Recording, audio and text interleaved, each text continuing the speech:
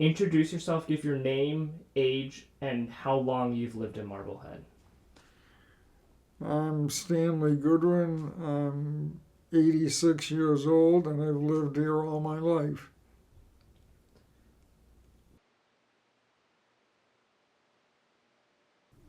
Was there any setbacks or any challenges to taking photos and documenting everything? I just started doing it and learned how the hard way. Ended up taking 3,000 pictures, 2,000 of which I didn't use. What methods and like tools do you use to document the graveyard? A camera, and it turns out that when in 2013 the town repaired a bunch of gravestones and monuments. And before they did that, the person they hired to do it surveyed the cemetery and put locations and numbers on all the stones. So I then used his numbering system and got a picture for each one, including some he'd missed. Are there any untold stories you want to share about the graveyard? I don't know if there are any untold stories. The graveyard started out, let's say, I'll give you the background on the cemetery, which is the hill originally had a meeting house put on it around 1650. And it was used as both a meeting house and a church. And when people died, they buried people around the church as they did in England. And that was the start of the cemetery. Why did you start documenting the graveyard? Just because of the kind of person I am. I just Yeah. started taking pictures and walked my way into the whole project. I didn't start out thinking I was going to do the whole place, but I got into it and got interested and got so I could take decent pictures of headstones. So at that point, I just started going at it.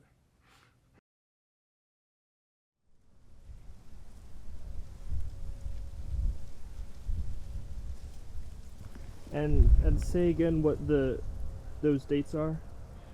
The the Julian calendar was the original one they used, and it wasn't quite in sync with the sun.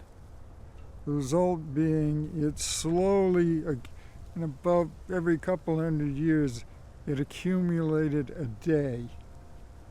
So, the by 1700, it was about 10 days off by the sun. And for some reason, when you change the year is arbitrary. In the Julian calendar, they changed the year on March 25th. In the Gregorian, they changed it on January 1st. So between January 1st and March 25th, you had a different date. And they always listed the date of death on these stones. Black Joe's. That one right there is Black Joe's. He was an ex-slave who was a slave for the Brown family in Rhode Island, who was set free because he served in the Continental Army instead of one of the Brown's children. And for that, he got freed. After most of them got out of Rhode Island, Massachusetts effectively ended slavery in 1783. So a lot of people from Rhode Island that were slaves headed here whenever they could.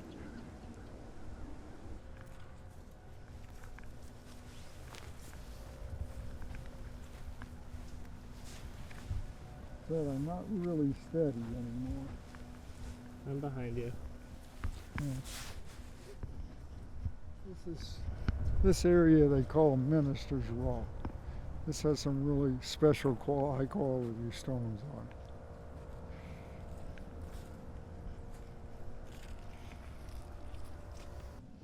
it. And it's in Latin.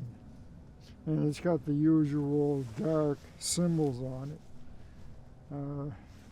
The crossed bones, the hourglass, the scythe, the death's head. His inscription is in Latin, and boy did the engraver have trouble with Latin. He had asterisks and whatever in it. Whatever you do, do not back up around here. I mean, It's real easy to have one of those footstones behind you. And the piece de resistance is this one. This one's Susanna Jane stone, which those into looking at graveyards pay a lot of attention to. It's got 10 symbols of death up here. The bones, the hourglass, the snake eating his tail, the skeleton, the sun, the orb which somebody defaced,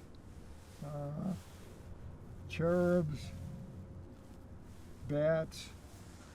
If you count them all up and go through all of them, there's 10 symbols of death in that.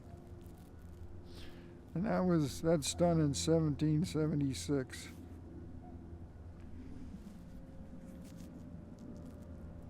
This is the Fisherman's Monument.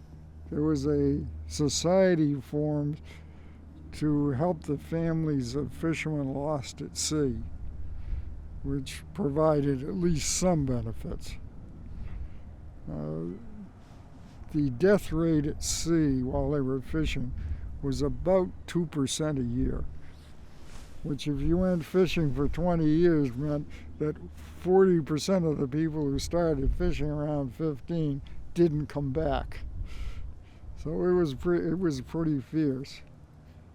There was a gale in 1846 in which they lost 9 boats that just totally disappeared, and 2 that survived but one lost 2 men. So there were 65 men and boys lost in that.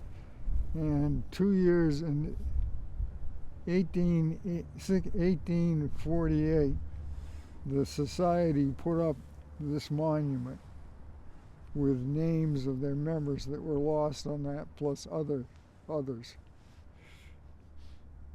This is what pretty much ended fishing in Marblehead. They moved on to shoemaking.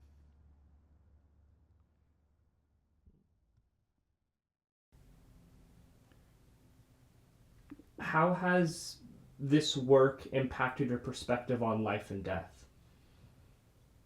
I don't think not really. You found out a lot of interesting things about people. You see quite a number of young women who died a year after they got married, so I'm assuming that was childbirth. Even found one that admitted it was an illegitimate child.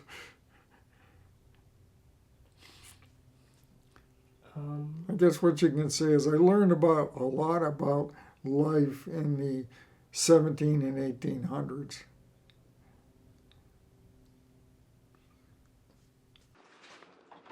But you get down to